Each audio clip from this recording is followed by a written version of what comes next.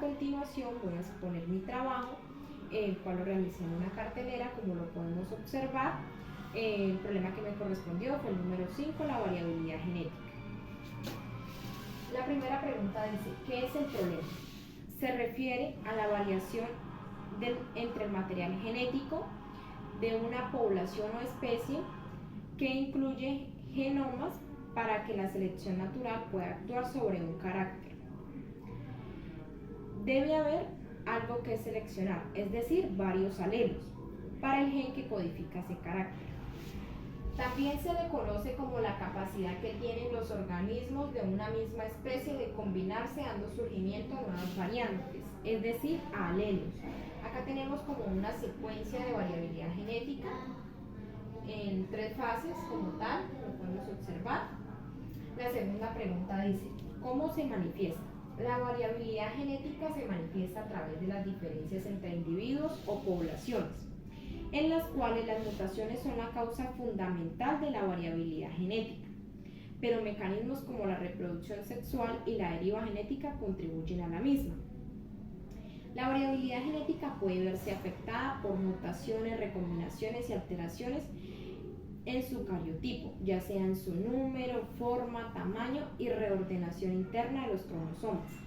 Los procesos que aportan o eliminan la variabilidad genética son la selección natural y la deriva genética. Los factores de evolución que contribuyen al problema y que cambian las frecuencias alélicas o génicas de las poblaciones son la mutación, la deriva genética, la migración y la selección natural. Cabe aclarar que si no hay variabilidad genética en una población no puede haber evolución, en respuesta a cambios en las variables ambientales y por lo tanto se enfrentan a un mayor riesgo de extinción. A continuación voy a dar 3 ejemplos de variabilidad genética que ocurre durante el proceso de la fecundación. El primer ejemplo es la de los bebés que nacen con los ojos de color distinto a los de sus padres. El segundo ejemplo, cuando 2 perros de razas distintas tienen un perrito. Y el tercer ejemplo, cuando 2 gemelas son muy diferentes entre sí.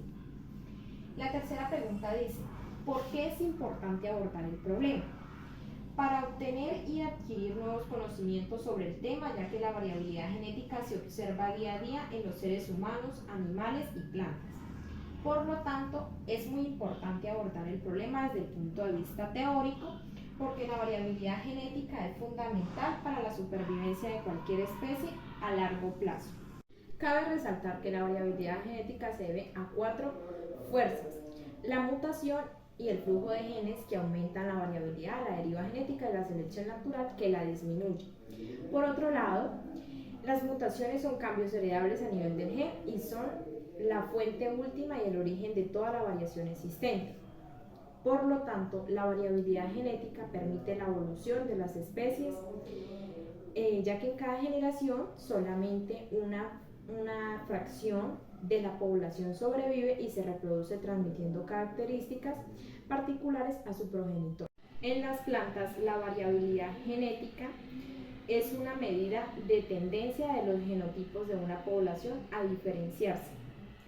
Los individuos de una misma especie no son idénticos, si bien son reconocibles como pertenecientes a la misma especie. Existen muchas diferencias en su forma, función y comportamiento. Si ella se reduce a una población, indefectiblemente disminuye su capacidad de adaptarse a cambios ambientales. Reitero que es sumamente importante el cómo este tema aporta a nuestra vida y a nuestra carrera profesional como tal, ya que nos ayuda a explicar lo que nos hace únicos, por qué los miembros de la familia tienen rasgos en común, por qué algunas enfermedades como la diabetes o el cáncer provienen de nuestra propia familia, también como entre otras enfermedades. Esto ha sido todo, doy por terminada mi exposición, muchas gracias por su atención.